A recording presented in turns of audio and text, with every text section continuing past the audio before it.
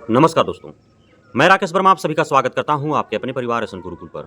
साथियों, आप सभी को मैंने बारंबार अवगत कराते रहा है और लगभग अब तक दर्जन भर वीडियो मैंने बना चुका है नियोजित शिक्षक-शिक्षिकाओं के फर्जीवाड़े को लेकर के कि किस प्रकार से नियोजन इकाइयों के द्वारा उसमें जो भी ज़िम्मेदार व्यक्ति थे या फिर अधिकारी, पदाधिकारी, कर्मचारी थे, उन सभी ने मोटा माल लेकर के और फर्जी शिक्षकों की बहाली की। अब 10 वर्ष से भी अधिक हो गए हैं। किसी का 12, किसी का 14, किसी का 18 वर्ष हो चुके हैं। उतने वर्षों से ये फर्जी शिक्षक हमारे बिहार के भविष्य के साथ खिलवाड़ करते आए, धोखाधड़ी देते आए हैं और वे बिहार के राजस्व जिसमें हमारे और आपके जैसे सामान्य लोगों का जो टैक्स के पैसे जमा है, उसका वो चंपत लगाते रहे। 2015 में माननीय हाईकोर्ट के आदेश पर एक जांच कमेटी गठित की गई। पिछले 10 वर्षों में जांच कमेटी भी बहुत बेहतर नहीं कर पाया।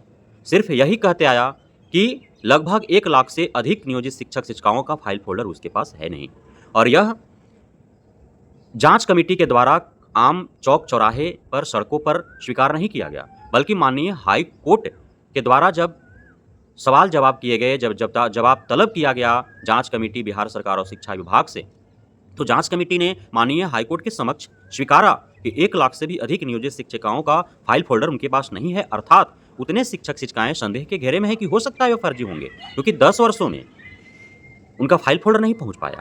तो कहीं न कहीं संदेहास्पद स्थिति है। तो इस पर माननीय कोर्ट ने शिक्षा विभाग और बिहार सरकार से जवाब तलब किया कि आखिर आपने आज तक कार्रवाई के नाम पर क्या किया?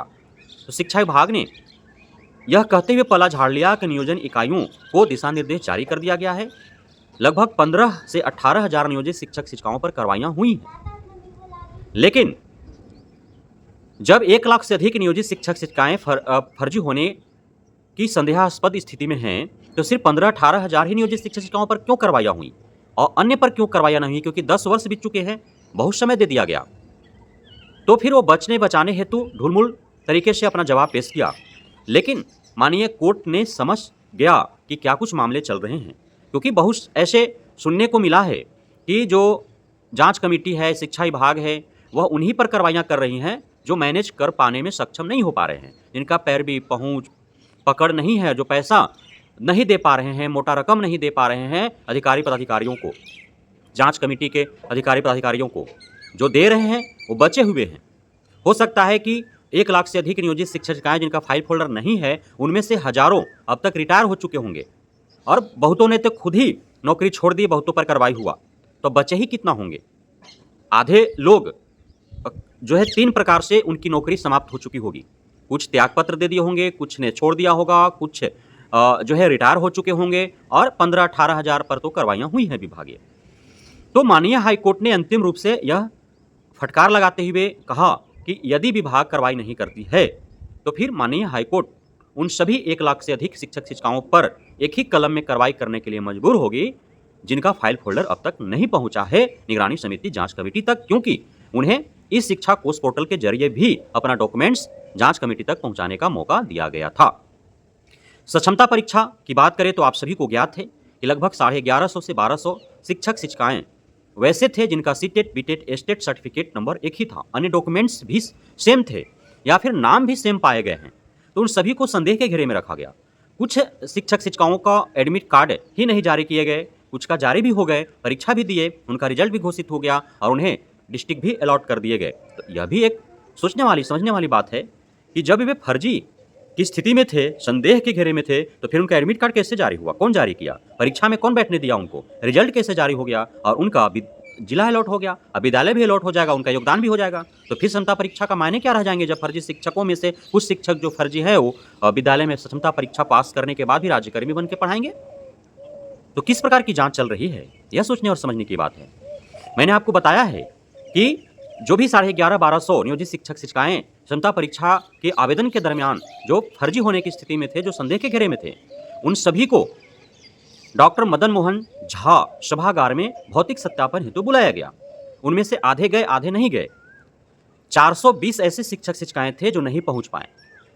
7 मार्च से 22 मार्च तक भौतिक सत्यापन के कार्य हुए। अब उनमें से जो नहीं पहुँच पाए 420, उन्हें दोबारा मौका दिया गया कि हो सकता है कि कोई विशेष परिस्थिति में हो और नहीं पहुँच पाए हों। तो दोबारा जब अवसर प्रदान किया गया, उसमें भी नहीं पहुँच पाए। पहुँचे भी तो बहुत जो है उस फर्जी थे। जब देखें कि जो उनका सर्टिफिकेट नंबर है वही सर्टिफिकेट नंबर का कोई और है, तो जो फर्जी था उन्हें पता था, वो भाग गए। और यह समझते देर नहीं लगा जो भी वहाँ पे सत्यापित करने वाले जो अधिकारी थे कि जो भागा है वो फर्जी है। इस प्रकार अंतिम रूप से 370 शिक्षक-शिक्षिकाएँ जो हैं वो फर्जी हैं, उन पर अब कार्रवाइयाँ होंगी। तो सक्षमता परीक्षा फेज 1 में ही सैकड़ों शिक्षक-शिक्षिकाएँ फर्जी पकड़े गए हैं। अभी फेज 2, फेज 3, फेज 4, फेज 5 बाकी है। और अब तो जब इस प्रकार के हालात उत्पन्न हो गए हैं तो जो फर्जी होंगे स्वयं ही अब सक्षमता परीक्षा हेतु आवेदन ही नहीं करेंगे, इसलिए कि अब तो सरकार और कोर्ट ने भी यह कह दिया है कि जो भी नियोजित शिक्षक-शिक्षिकाएँ यदि परीक्षा नहीं देते हैं, क्षमता परीक्षा में सम्मिलित नहीं होते हैं, उत्तीर्ण नहीं करते हैं, तो उनकी नौकरी नहीं जाएंगे। तो भला वो क्यों रिस्क लेना चाहेंगे? लेकिन निगरानी समिति के पास जिनका फाइल फोल्डर नहीं है, उन सभी को हाईकोर्ट जो है एक ही कलम में उन्हें एक बार में निकाल बाहर कर देगी। यह आने वाला निकट भविष्य में होने वाला है। बात यदि बीपीएससी टीआरई 3.0 पेपर लीक का करें, तो मैंने बार-बार आपको कहते आया है कि इतने बड़े स्तर के परीक्षाओं का पेपर लीक छोटे-मोटे लोगों का काम नहीं होता है। इसमें बड़े-बड़े डॉक्टर, इंजीनियर, बड़े-बड़े अधिकारी, प्राधिकारी, जनप्रतिनिधि, नेता, मंत्री जुड़े होते हैं। और अब धीरे-धीरे तार खुलना प्रारंभ हो चुका है, तार जुड़ना प्रारंभ हो चुका है। मैं आपको बता दूं कि बिहार के आर्थिक अपराध इकाई को बीपीएससी टीआरई 3.0 पेपर लीक मामले में बहुत बड़ी उपलब्धि हासिल हुई है। नालंदा जिला के एक जाने-माने डॉक्टर शिव कुमार पकड़े गए हैं। डॉक्टर शिव कुमार की संलिप्तता पाई गई है। डॉक्टर शिव कुमार आज से ही नहीं बल्कि पिछले 5-7 वर्षों में लगातार दर्जन भर अलग-अलग राज्यों के अलग-अलग विभागों के भर्तियों का या एंट्रेंस एग्जाम का परीक्षा से पूर्व ही पेपर लीक करा चुके हैं। नीट यूजी का भी उन्होंने पेपर लीक करा दिया है। 2017 में उन्होंने नीट यूजी का पेपर लीक कराया था। बीपीएससी का पेपर लीक कराया है उसने। अन्य विभागों के भी पेपर लीक करने में उसकी संलिप्तता है। वह पहले से ही आरोपी रहा है, लेकिन पता नहीं क्यों सरकार जो है या पुलिस प्रशासन जो है, इस प्रकार के जो पेपर लीक माफिया होते हैं, जो सॉल्वर गैंग के सदस्य होते हैं, जो धांधली सेटिंग करने वाले जो लोग होते हैं, जो नौकरी माफिया, शिक्षा माफिया होते हैं, उन्हें क्यों सिर्फ आरोपी बना करके और जो है उन्हें अवसर प्रदान कर देता है कि अब और आरोपी बन ही गए हो, जितना मन करे उतना तुम सेंध लगाओ, अरबों खरबों रुपया कमा करके और सातों पीढ़ियों के लिए इतना धन अर्जित कर लो कि तुम जेल में भी सड़ो, तो तुम्हारे आगे आने वाले पीढ़ियों को जो है समस्या का सामना न करना पड़े। आखिर क्यों ऐसा मौका प्रदान करता है? विशाल को भी उड़ीसा में पकड़ा गया, फिर वहाँ छोड़ दिया गया, फिर आते ही बीपीएससी टीआरई 3.0 का पेपर लीक कर दिया। किया ना जी? तो विशाल भी कई दर्जन भर जो है वो अलग-अलग बिहार के साथ अलग-अलग राज्यों के परीक्षाओं का जो है पेपर लीक करा चुका था। तो इन सभी पर आखिर सख्त कार्रवाइयाँ क्यों नहीं हो रही है? जब तक इन पे सख्त कार्रवाइयाँ नहीं होंगी, कहीं भी पेपर हो जितना भी सख्ती से, वह लीक हो ही जाएगा, क्योंकि ये अब रम चुके हैं, पील चुके हैं। पूरे भारत भर में जहाँ भी प्रश्न पत्र छपते हैं, उन सभी प्रेस वालों से इनका संपर्क हो चुका है। अलग-अलग राज्यों के प्रत्येक विभागों के वहाँ के आला अधिकारियों या फिर कर्मचारियों से इनका संपर्क हो चुका है, उनका लिंक भिड़ चुका है। इनके ऊपर बड़े-बड़े नेता मंत्री का भी जो है उनका हाथ है, क्योंकि इनके द्वारा जो पैसा उगाही किया जाता है पेपर लीक करवा करके, सॉल्वर बन करके, धांधली सेटिंग करवा करके, नौकरी माफिया के रूप में, शिक्षा माफिया के रूप में उसका बंदरबाट होता है। और कई विभागों के मंत्री इसमें संलिप्त होते हैं, वहाँ तक पैसे जाते हैं, जनप्रतिनिधि संलिप्त होते हैं, वहाँ तक पैसे जाते हैं, बड़े-बड़े डॉक्टर इंजीनियर इसमें संलिप्त होते हैं, उनको पैसे मिलते हैं। तो इसलिए इन पर सख्त कार्रवाइयाँ होनी चाहिए। सभी को दर्शकों अर्थात आजीवन कारावास मिलना चाहिए, ताकि इस प्रकार की कोई सोचे भी तो उसे दिल दहल जाए कि यदि पकड़ा जाता है तो आजीवन उसको जेल की सलाखों के पीछे रहना पड़ेगा। तो इस प्रकार की शक्ति अपनानी चाहिए सरकार और विभाग को, ताकि पेपर लीक मामला पर अंकुश लग सके और बेरोजगार युवा जो वर्षों तक अपनी माँ का जेवर बेच करके, अपने पिता का जमीन बेच करके जो तैयारी कर रहा होता है इस उम्मीद में कि निकट भविष्य में भर्ती आने वाला है, और भर्ती आती भी है, परीक्षा होती भी है, लेकिन परीक्षा देने के उपरांत जैसे ही परीक्षा हॉल से बाहर निकलता है उसे पता चलता है कि पेपर लीक हो चुका है, तो कितना बड़ा सदमा पहुंचता होगा उसके ऊपर। इसलिए इन सभी पेपर लीक माफियाओं के ऊपर सख्त से सख्त कार्रवाई होनी चाहिए। मैं यह सरकार और बिहार के आर्थिक अपराध इकाई से मांग करता हूँ।